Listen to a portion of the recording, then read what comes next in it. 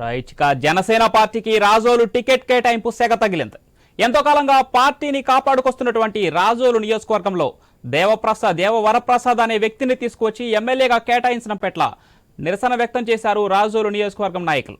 పవన్ కేటాయించిన అభ్యర్థిని మార్చకపోతే పార్టీనికి ఆత్మహత్య శరణమని మంగళగిరి జనసేన ఆఫీస్ ఎదుట నిరసన వ్యక్తం చేశారు నాయకులు.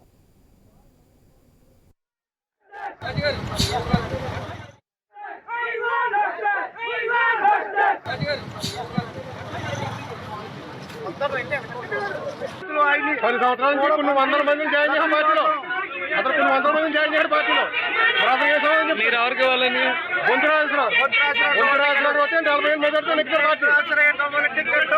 బొంతురాజు 40 మెజార్టీ.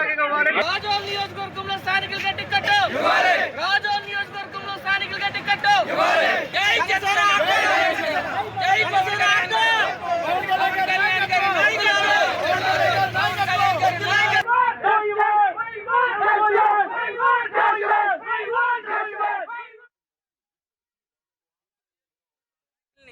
అందరినీ సంప్రదించి అభ్యర్థిని ప్రకటిస్తానని చెప్పి మా నాయకుడు హామీ ఇచ్చారు.